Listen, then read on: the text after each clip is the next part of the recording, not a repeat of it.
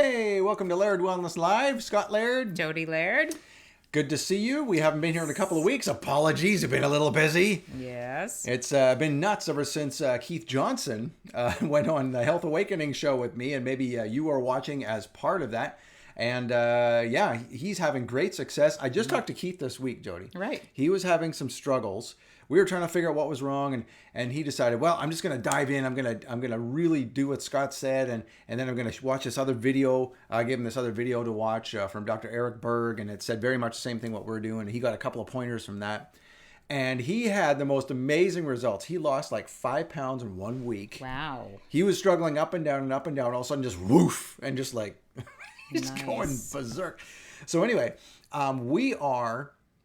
I think it's safe to say this. We're going to be going to Israel. We're going to Israel with Keith, and we're going to kind of make it a combo thing. So details to come. But if you see that that tour to Israel on Keith's website, BFA International, going to Israel, we're going on that. And Keith and us, we're doing something. It's basically, we're going to be looking after the health of the remnant. And you know that's what we're all about, right? Getting everybody ready, because we don't know what's coming down the pike, and we have to be ready. Those of us who have our heads above the sand and we know what's going on, and we know that alternative health is the better way. Right. That's the folks that are coming to us. And if you're like that, we're going to have some information at the end of this show to tell you how you can sort of get with us, get doing what Keith is doing, so that we can all kind of be prepared and help others when it all hits the fan. When the brimstone hits the fan, as Michael Rood would say. Right.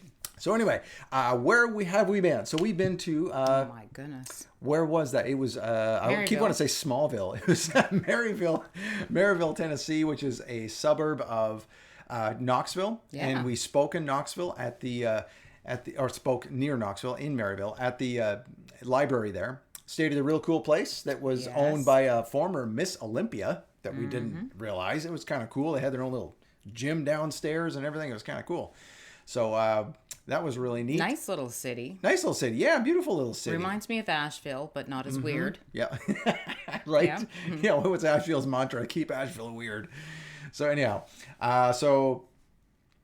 we also had our daughter's boyfriend move out. He moved in with us 6 months ago. He is now moved out as of yesterday. So we're in another new chapter of our life, and he'll be starting flight school. Now that they've dropped mandates in flight school. He's waiting for that. Yeah. So tonight we're going to talk about some things that are common when couples do our blood test. Quite often we find that, well, not everybody, not just couples, but everybody seems to be suffering from the same stuff.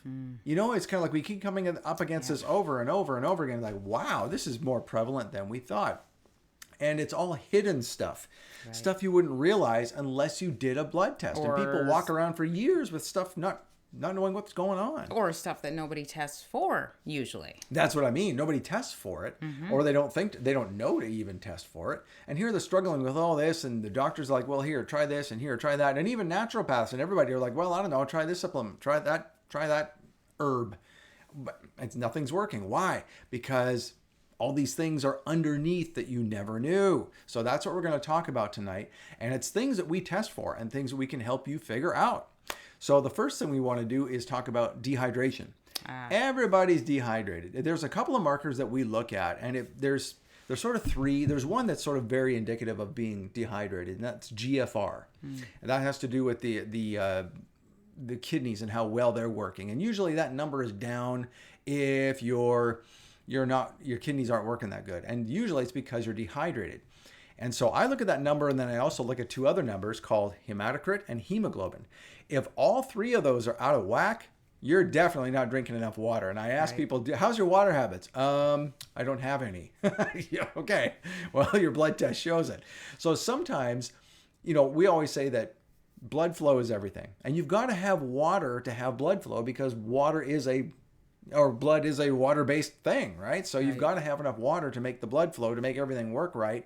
Otherwise, everything slows down. You got problems popping up all over the place. So water is definitely something that we want to look into. And I've shown this slide before, but I want to show it to you again. And take note of it. Take a freeze frame, take a picture, take something. This is my water recipe. Yes, it's a recipe. It's basically like a homemade Gatorade. So you start with a half a gallon of filtered water. You add half a teaspoon of Himalayan salt, because any kind of water you get from a municipal source is not going to be as good as getting it from a spring. Now, coming from a well, we're also going to talk about that tonight because there's some issues there too. But if you get filtered water, you should filter water from your well anyway. And then you need to put in half a teaspoon of Himalayan salt just to have that have those minerals back in there, because whenever we get water from a municipal source, it's not like I said, it's not like it used to be, or like it came originally. Not to mention, it actually holds that water in place a little bit better. It keeps you more hydrated when you add the salt, right? Yeah, exactly. Because if you take water without any kind of minerals in them, water's a magnet for minerals, and it will drag minerals out of you. That's the whole point of doing a cleanse with the the water with no minerals. I can't think of it Distilled? at all. Thank you. I was You know going to say what? dehydrated. No, distilled. I had that same issue today with the exact same word, and I thought I knew it started with a D, and I wanted to say another word as well. That's weird. The D word for me that time is dumb. That should be a very easy word, distilled water. So anyway, MSM powder is something we put in there as well, just to ease inflammation, because that's another thing everybody suffers with, and we're going to get into that in a sec too. And then 3 drops of iodine, because everybody needs some iodine, except for those maybe with Hashimoto's or some other kind of thyroid disease. You want to be definitely following your practitioner's advice on that. And lemon juice or powder as a flavoring agent, because, MSM powder and iodine can make the water taste pretty bitter. And then stevia to sweeten. So basically, there is your homemade Gatorade. And I recommend that to pretty much everybody. Unless they have a really good water regimen already, and then we don't mess with that. But anyway, so that is something that is very common with everybody. Mm-hmm. Now here's something else that's common. So in North America, we often are addicted to carbohydrates. So Correct. I mean, quite often we're telling people, look, just go with the vegetables, go with the meat, back off of the starches for a while, that type of thing. But something that I found very interesting, something that's related to that is, A1C gets elevated, right? So that's the marker that everybody says, well, if you have an A1C of 6.4 or higher, you have diabetes. Right. And if it's 5.7 to 6.4, then you are pre-diabetic. And a lot of people are in that pre-diabetic camp, but they say, I don't ever touch starches. I'm doing like a perfect diet with no junk, no sugar ever. What's wrong? Well, there are other things that can bump up A1C. Interestingly enough, one of them is low iron. So people with anemia, if you have anemia, you can have elevated A1C. So, if before looking at A1C and go, oh, you have diabetes, here, take some metformin. Before even going after that, we look at the low iron as well. And usually if we correct the iron issue, the A1C comes down. Interesting. And you can do that with a very simple supplement. I recommend this to a lot of folks because my daughter took it. She was low in iron in college as a gymnast. They're always testing their blood. And they found she was low in iron, so they gave her an iron supplement or an iron prescription. Right. And I said, okay, take the prescription, don't fill it. But we're going to make your doctors happy anyway. So don't tell them. But we're going to go and get a plant-based iron supplement. You're going to take that instead because the one they gave you is very hard on the liver. Those type of iron prescriptions from doctors are very hard on the liver. Right. So she got this thing called Floradix. Floradix.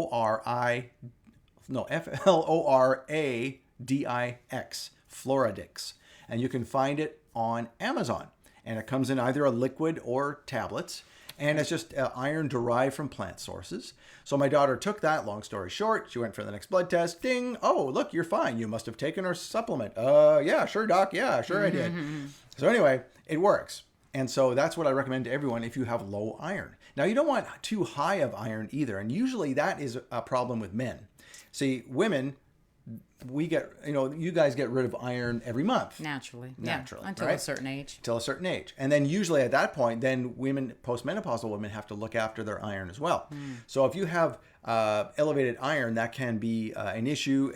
I tell people it's like having a rusty chair in your blood. And that's because of oxidation. That's what iron will cause. It's literally, think of it, right? We have a water-based blood system. We have too much iron in there. What's iron going to do in the presence of water? It's going to rust. You're going to have oxidation. It's a natural thing.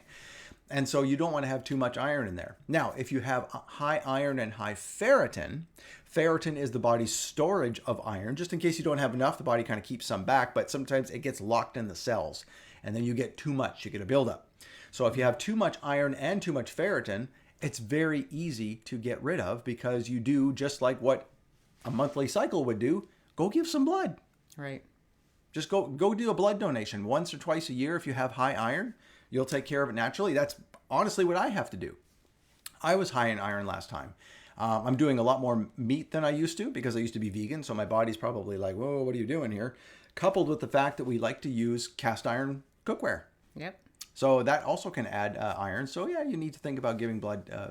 Now I did run into somebody this week who gave blood too much. And they had perpetually low iron. And it was causing havoc in other parts of their lives. And they couldn't figure out why. They're trying to continually correct this and continually correct that.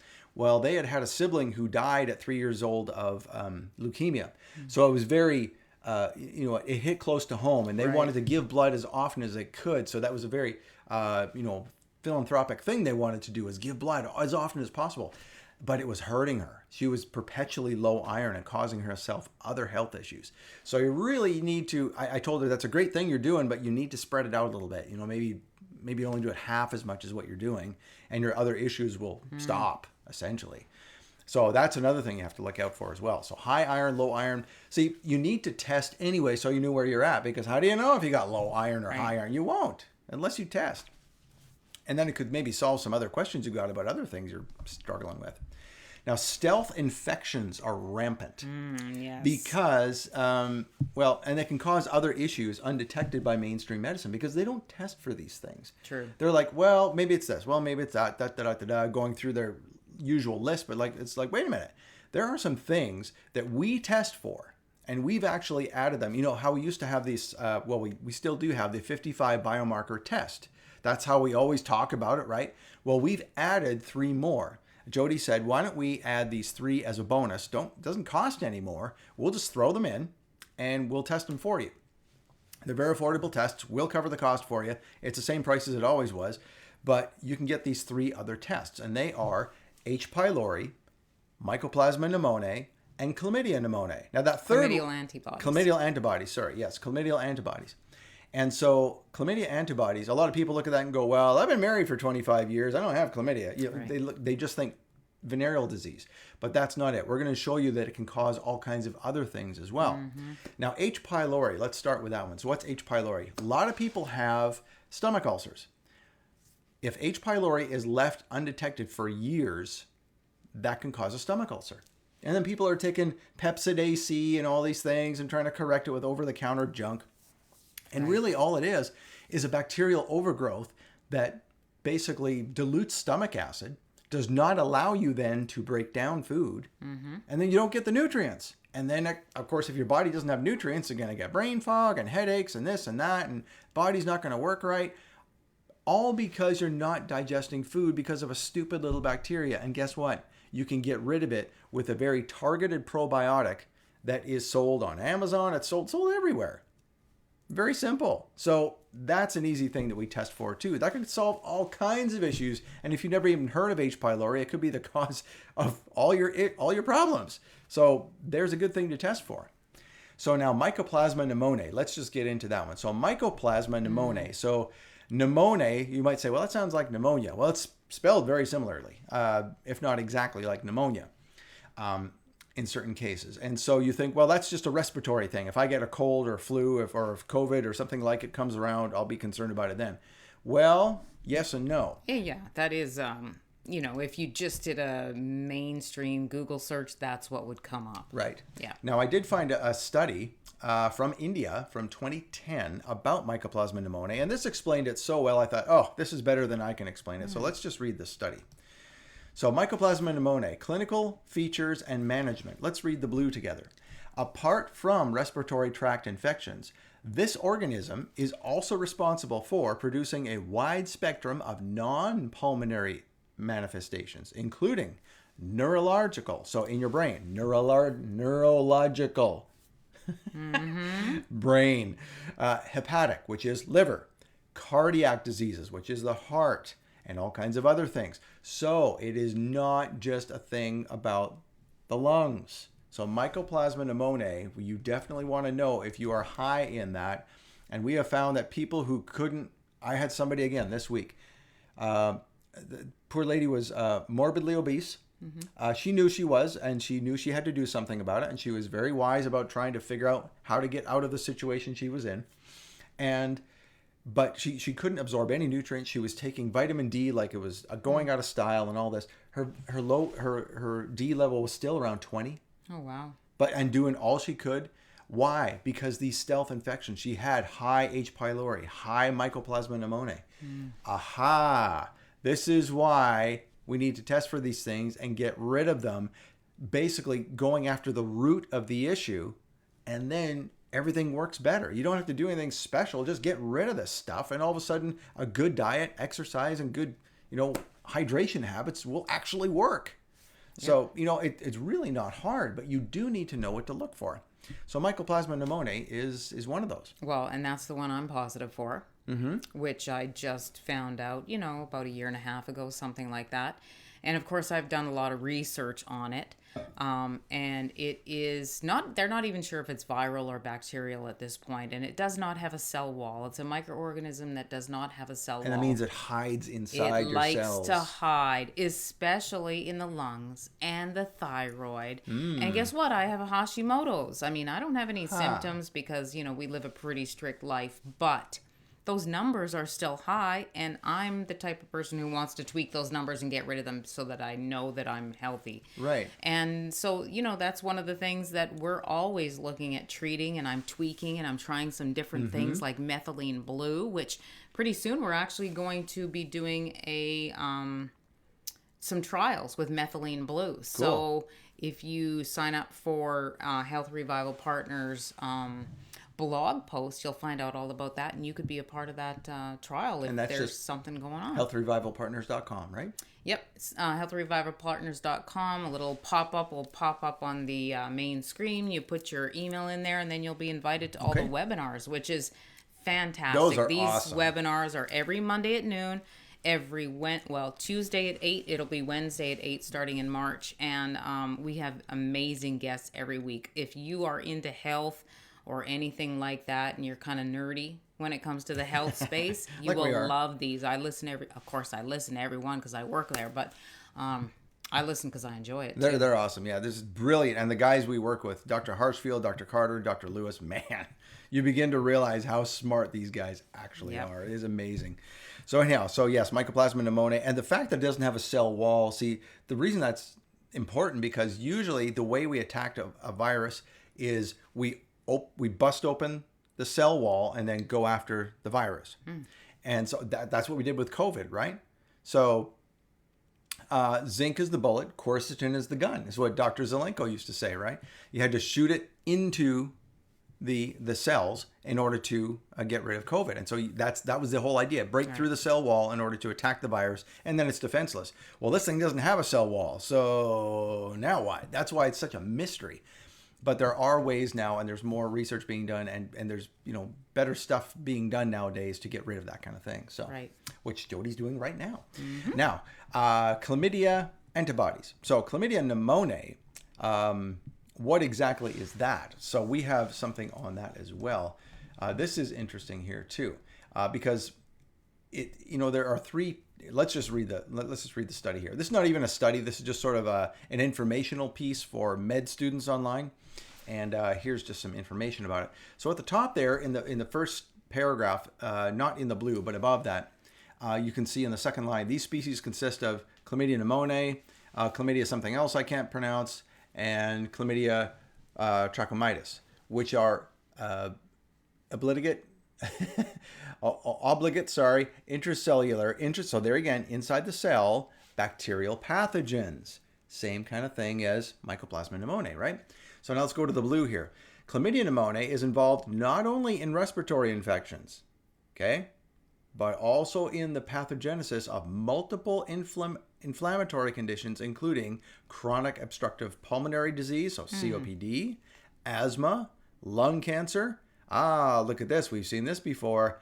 Neurological disorders such as Alzheimer's disease MS, schizophrenia, as well as atherosclerosis and arthritis even.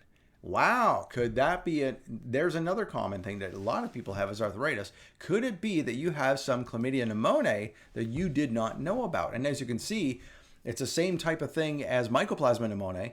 These things are hidden, they're causing all these things, but they're inside the cells, so they're not easily detected by mainstream medicine or your own immune system.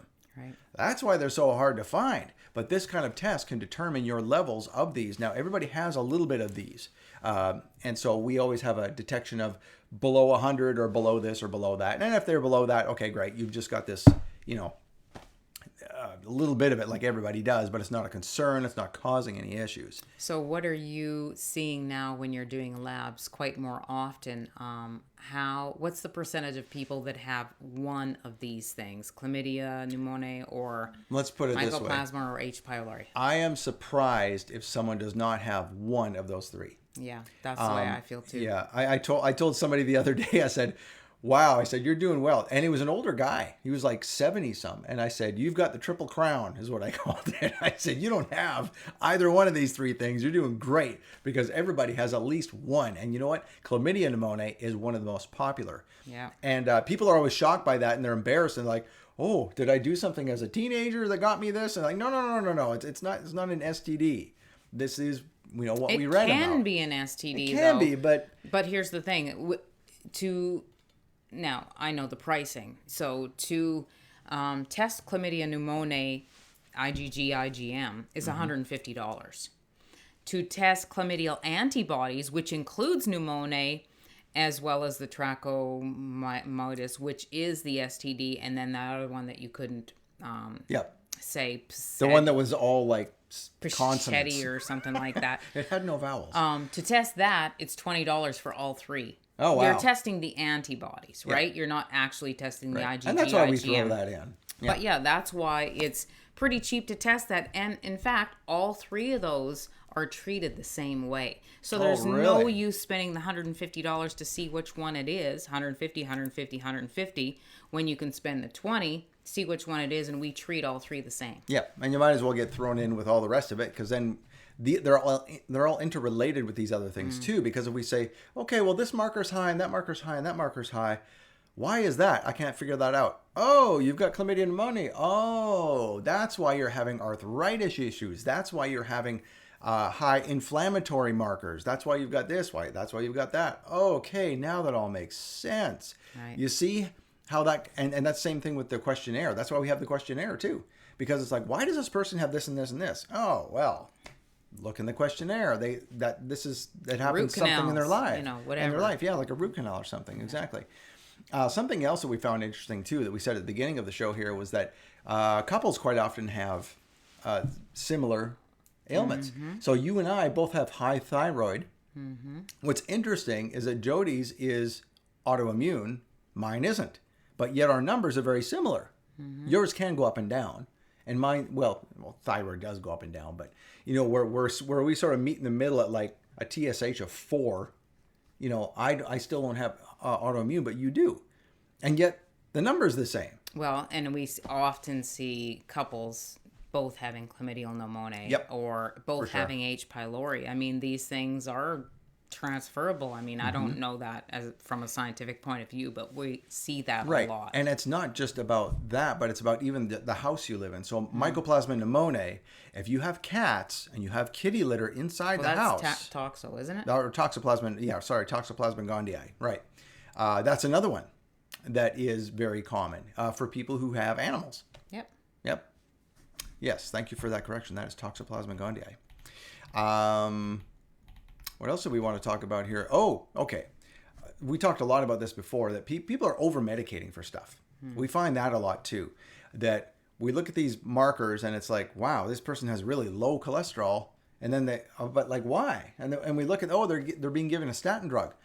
And I ask them, why do you take a statin drug? Well, my doctor saw that I had high cholesterol. Oh, what was your number? 206. Really?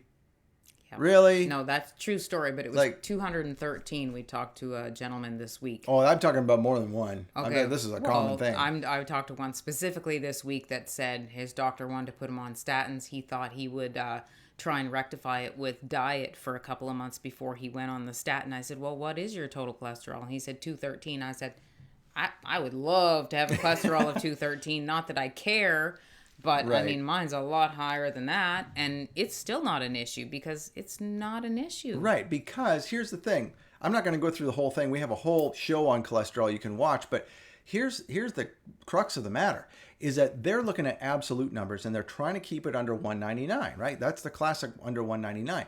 But that 199 is made up of several components. You've got LDL, HDL, and 20% of your triglycerides. And VLDL. And VLDL, too. So...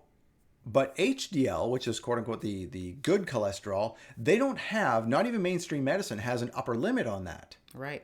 So how can you have a number in a calculation where you're putting a cap on it, where a piece of that you're saying doesn't have an upper limit? Wait a minute. So what if that doesn't work? So what if your total cholesterol is at 203 and your doctor or your natural people who look after you say you need some more good fats in your diet, and you raise that cholesterol by about 10, which is still added to the total cholesterol. Now you're at 213. Now your doctor says, oh, you need a statin. Yeah. But you just added good fats to your body. Right, if you just added HDL. So let's take an example here. So they say that 50 is the benchmark, and mainstream medicine and us both say HDL of at least 50. Okay, great. Let's take 60. And that's not unrealistic. I have I have a result of my own sitting right over there that says I have 76. Okay, so this is not out of the realm of that's not unrealistic. So let's take 60. Okay. Now what we look at is ratios. The absolute numbers don't matter because number one, that doesn't jive, right? The 199 and the upper limit within the 199. Well, how can you have that? So we just toss out a window, say that doesn't matter. The ratios matter. So a perfect ratio of LDL to HDL, because you're always going to have more LDL, is 2 to 1. Okay, great. So let's say I have a perfect ratio. Let's start with I had good cholesterol at 60. The HDL is 60. We take twice of that, which is 120, for the LDL. That's our great LDL number. Yeah. So 120 plus 60 equals 180. Okay, so we're already at 180. Okay. Triglycerides. A lot of people's triglycerides are 150, 200, something like this. Mine's really low, but the average is about 100. So if you take 100 and you look at 20% of that, that's also what we add to this number. And that's a really good number. To have 100, I wouldn't balk at anybody having 100. I wouldn't say you have any issues at all. So 20% of 100 is 20. So we add 20 to the 180, we get 200. You're high. What? I have perfect cholesterol, perfect ratios, and you're going to say I've got high cholesterol and want me to put on a statin by having perfect numbers? So here's the thing. The numbers don't compute. And you haven't even added VLDL to that, which is, in a healthy VLDL is about 12 to 15. So add another 12 to 15, and you definitely are going to need a statin according to the mainstream. Stupid. Okay, so we're going to talk about some other things. We got on a rabbit trail. We didn't want to take more time than this, but it's 8:29, so I do want to tell you about something. Speaking of Keith Johnson that we were talking about earlier, he did a Health Awakening show with me, and if you have not seen it, this is what you're looking for. And we have an easy way to get to that. Keith talks all about how we are helping him through his 8-week journey. And like I said, he just had a breakthrough this week, which is wonderful. A lot of people, guys, we're doing 2 or 3 consults a night from people who watch this. You watch Keith, you're going to want to book a consult if you haven't done so with us. It's amazing. And this is how you can watch it. You go to lairdwellness.com/Keith, lairdwellness.com/Keith, and it will take you right to this episode. And you can watch it, and you will be amazed at what Keith is doing. We are working with Keith. We're going to be helping a bunch of other folks. He runs an organization called BFA International. It's a messianic ministry. He has made us the official health consultants of BFA International.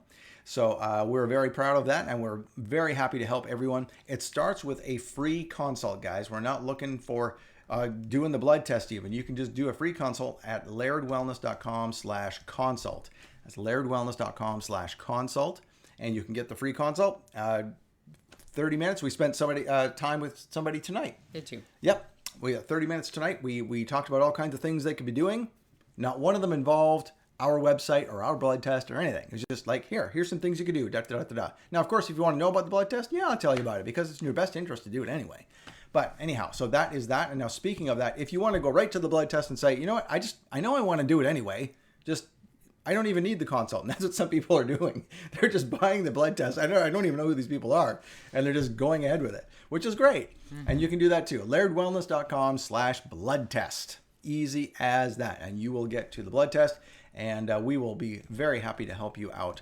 And again, if you go to BFA International, that is Keith Johnson's ministry. We are going to Israel with him. We'd love for you to come along and get healthy there and even before you go. So let's make sure you're in tip-top shape so you can be a good warrior for Yehovah before all the brimstone hits the fan. Thank you for watching, and we will see you next time on Laird Wellness Live. Have a good week. Bye-bye.